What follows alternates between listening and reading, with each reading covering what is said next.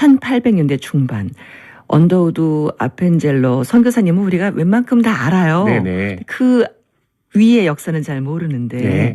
선교사님 그 긴 여정의 시작은 어디부터입니까? 아무래도 이 긴 역사의 시작은 한 분 선교사님의 순교의 이야기부터 시작해야 될 것 같습니다. 네. 바로 복음을 전하려고 입국했다가 한반도 땅에서 첫 번째 순교자가 되셨던, 또 이 이름도 익숙하실 건데요, 토마스 선교사님의 이야기입니다.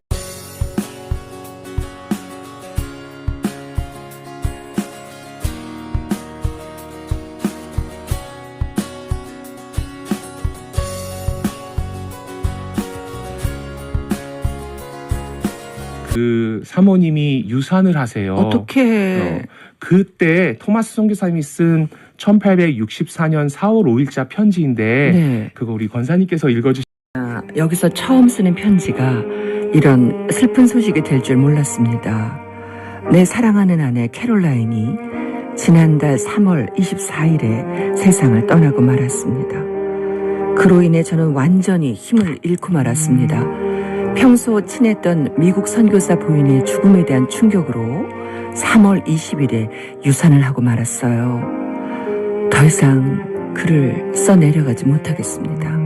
하나하나 쓰다 보니 복받쳐 오르는 슬픔을 참을 길이 없네요. 이전보다 더 귀한 선교 사역을 위해 노력하겠습니다만 현재는 다시 일어날 수 없는 깊은 절망 속에 빠져들었습니다. 그해 12월 토마스 선교사님은 선교사 직분을 내려놓게 되세요. 너무 힘드셨군요. 네. 그리고 동인도 회사 거기에 세관원으로 일을 하면서 회복의 시기를 갖습니다. 지금의 옌타이, 그러니까 연태라고 하는 지역에 머물면서 일을 하던 그가 어느 날 낯선 모습의 몇몇의 사람을 만나게 되는데요. 네. 바로 조선인이었습니다. 조선? 네네. 오. 당시에 이제 여러 박해들이 있던 그 네. 시기에 그 박해를 피해서 옌타이로 피난 갔던 조선인. 중국까지 간 거죠? 그렇죠. 네. 배 타고 갔는데요. 그때 이 토마스 선교사님이 깨달은 게 하나 있어요. 야, 중국 인근에 조선이란 나라가 있구나. 근데 그 나라에는 아직 개신교 선교사가 살지 않는구나라는 거를 깨닫게 되신 거죠. 예. 조선인들을 만난 토마스 선교사님 어떤 반응을 보이셨을까요? 사역 초기에 아내와의 사별, 또 사실은 선임 선교사와의 관계도 조금 어려움이 있으셨어요. 어디나 인간관계는. 그렇죠. 네. 근데 하지만 그는 선교사셨어요. 예. 중국이 아닌 조선을 품고 토마스 선교사는 곧바로 작은 목선을 하나 마련하거든요. 네. 그리고 조선을 향합니다. 그게 1865년인데 우리나라 서해 연안의 여러 섬들을 방문하면서 조선인들과의 만남을 시도하고요. 네. 하지만 당시 우리나라 조선 정부는요, 외교적으로 쇄국 정책, 그렇죠. 척화비를 세우고 외국 사람 만나는 거는 역적이다 하던 네. 그 시기에 조선인들을 만나서 복음을 전하는 일은 쉽지 않았거든요. 네. 길가에서 만난 예수 함께하고 계십니다. 저는 진행을 맡고 있는 유영미 아나운서입니다. 네, 길가에서 만난 예수 이 프로그램을 통해서 우리가 우리의 선교 역사를 바로 알아가고요. 앞으로 또 다른 선교의 꿈과 비전을 가져보시길 소망해 봅니다. 토마스 선교사의 순교 얘기를 듣고 네. 우리 아들이 토마스 선교사가 순교했습니다. 우리 교회가 조선 땅을 위해서 기도합시다 해서 기도하기 시작하는데요. 160년이 지난 지금도 영국 웨일즈의 하노버 교회는 매 주일마다 한반도 땅을 위해서 우리 대한민국을 위해서 저 북녘 땅을 위해서 기도하고 있다고 합니다. 너무 고맙습니다. 영국 웨일즈 하노버 교회. 네네. 감사합니다. 그 초대 교회 교부였던 네. 터툴리안의 말이 생각이 납니다. 순교자의 피는 교회의 초석이 된다. 그 문구가 진리네요. 네, 맞습니다. 네, 순교자의 피가 교회의 초석이다. 네. 외국인이 들어오는 것도 위험했고요. 네. 하지만 복음 전도자의 열정으로 토마스 선교사님은요, 평양 대동강변 한사정 요울목까지 들어오세요. 당시 그가 통역관으로 승선했던 배가 우리가 역사 시간에 이제 제가 이거 말씀드리면 네. 권사님도 또 고개 끄덕이실 거고 우리 방송 들으시는 분들도 끄덕이실 건데 그 배가 미국 상선 제너럴 셔머너였습니다. 많이 들어봤어요. 네. 그러니까 미국 상선 제너럴 셔머너, 우리나라가 외세 침략을 무찔렀다고 네. 배웠던 기억이 나는데요. 맞습니다.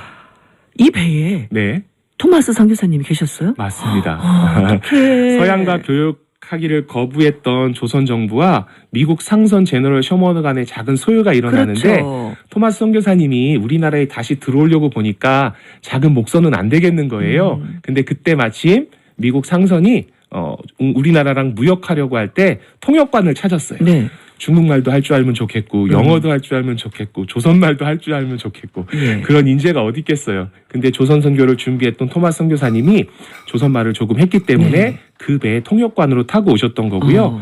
근데 철저한 쇄국의 기치를 내걸었던 조선은 그 배를 좀 귀향하라고 하지만 제너럴 셔머너가 그걸 거부하고 또 이제 무역을 시도하고 통상을 요구하니까 그 소요 가운데 서로를 공격하는 일들이 일어납니다. 네. 당시 평양 감사가 박규수셨는데 그분이 화공으로 그 배를 불태워서 침몰시킵니다. 그러니까 배에 타고 있었던 선원들이 평양 대동강변으로 헤엄쳐 나오는데 기다리고 있었던 조선 광군들이 그 헤엄쳐 나오는 분들을 그 자리에서 목베어 처형합니다. 그래서 조선 선교의 큰 꿈을 가지고 대동강변에 첫 발을 내딛었던 토마스 선교사님도 평양 대동강변 한사정 여울목에서 목베임 당해 순교당하셨던 겁니다. 들어오지도 못했네요. 맞습니다. 결국 네. 대동강변에서. 네. 그러셨구나. 너무 안타깝죠. 네. 세국 정책이 그렇게 무서웠네요. 네네. 토마스 선교사님, 당신 나이가 어떻게 되셨어요? 나이 또 말씀드리면 또 더 마음 아파하실 것 같아요. 권사님 눈물이 터지시기 직전이냐면 선교사님 27살 젊은 선교사셨어요. 너무 젊다. 네. 어떡해 진짜. 한번 상상해 보세요. 중국에 와서 아내랑 결혼하자마자 신혼여행으로 중국 선교지로 왔는데 그곳에서 임신한 아내가 유산을 하고 그 충격으로 그 사모님도 아내도 그곳 가운데 묻히고 너무 힘들어서 힘내서 회복해서 다시 조선이라는 나라를 품고 왔는데 조선에 도착하자마자 선교사님은 순교당하셨던 거예요.